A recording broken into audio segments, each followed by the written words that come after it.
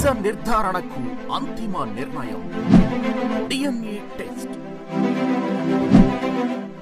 ఉన్నది ఉన్నట్లుగా వాస్తవాలను శోధించి వివరించే మన DNA టీవీ, మన రాష్ట్రం, మన ఛానల్. ఈ రోజు ఇక్కడ గిరిజన పిల్లలు చూస్తే నాకు గుర్తొచ్చేది కమిట్మెంట్, పట్టుదల. 108 నిమిషాల్లో 108 సూర్య నమస్కారాలు ఆనాడు మీరు చేసినప్పుడు మేమందరం ఆశ్చర్యపోయాం. అంటే ఒక్క పిలుపు మేరకు మీరందరూ కష్టపడి యావత్ భారతదేశమే కాదు ప్రపంచం మొత్తం మన వైపు చూసే విధంగా చేసినందుకు ప్రభుత్వం తరపున మీ అందరికీ నా హృదయపూర్వక ధన్యవాదములు. ఈరోజు మనందరం గర్వపడాల్సిన రోజు. యావత్ భారతదేశం కాదు ప్రపంచం మొత్తం వైజాగ్ వైపు చూసిన రోజు. ప్రపంచ చరిత్రలో ఎప్పుడు లేని విధంగా ఈ రోజు ఒక చరిత్ర సృష్టించారు మా గిరిజన బిడ్డలు. దాదాపు 25,000 మంది బిడ్డలు ఒకేసారి సూర్య నమస్కారం చేస్తాం. ఇదొక వరల్డ్ రికార్డ్. రేపు ప్రకటిస్తారు. ఇక్కడున్న పిల్లలందరికీ గౌరవ ప్రధానమంత్రి గారి తరఫున, గౌరవ ముఖ్యమంత్రి గారి తరఫున మా కంగ్రాచులేషన్స్ నేను చెప్పుకుంటున్నా, తెలియజేస్తున్నా. గౌరవ ముఖ్యమంత్రి గారు ఆనాడు గౌరవ ప్రధానమంత్రి గారిని కోరి, మీరు ఎప్పుడు జూన్ 21 నాడు యోగా ప్రపంచవ్యాప్తంగా నిర్వహిస్తారు, ఈసారి మాకు విశాఖపట్నంలో అవకాశం ఇవ్వండి, ఎప్పుడు లేని విధంగా యోగాంధ్రలో మేము చేసి చూపిస్తామని కోరటం జరిగింది. దాంట్లో భాగంగా ఎప్పుడు లేని విధంగా 5 లక్షల మంది రేపు యోగాంధ్రలో పాల్గొని ఒక Guinness books of world record కూడా సృష్టించబోతున్నారని ఈ సభాముఖంగా మీ అందరికీ నేను తెలియజేస్తున్నాం. యోగా అనేది కేవలం ఆసనాలు కాదు, ఒక వే ఆఫ్ లైఫ్. మనందరికీ క్రమశిక్షణ నేర్పేది. నేను కూడా మీ వయసులో ఉన్నప్పుడు గౌరవ ముఖ్యమంత్రి గారు నా చేత యోగా చేయించేవారు. పొద్దున్న లేయాలంటే ఆయన తిట్టుకునేవారిని, పొద్దున్న లేపుతున్నాడు నీకు ఒక్క గంట ఎక్కువ పడుకోవచ్చు కదా అని. కానీ ఆనాడు ఆయన నాకు నేర్పించిన క్రమశిక్షణ పట్టుదలతోనే ఈరోజు నేను ఈ స్థాయికి వచ్చా. అదే క్రమశిక్షణ పట్టుదల మీ అందరిలో ఉంది.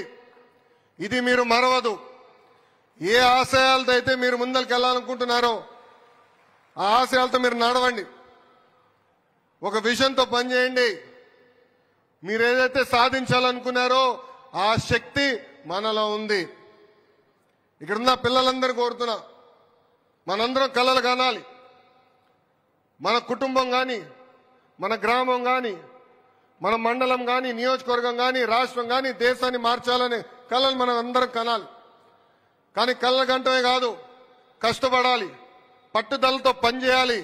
ఏ ఆశయాలైతే మనం పెట్టుకున్నామో అది సాధించాలని ఇక్కడున్న మిమ్మల్ని అందరినీ కోరుతున్నా. గౌరవ మంత్రి గారు సంధ్యారాణి గారిని ఈ సభాముఖంగా నేను అభినందిస్తున్నా.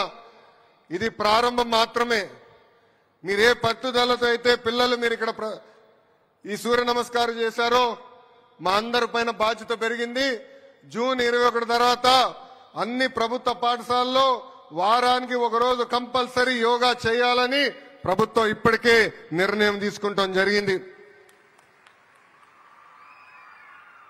గౌరవ కలెక్టర్ దినేష్ కుమార్ గారు కూడా అభినందిస్తున్నా.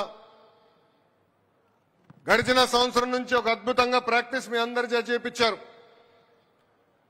మాస్టర్ గారు కూడా ఒక పట్టుదలతో మీ అందరికీ ట్రైనింగ్ ఇప్పించారు.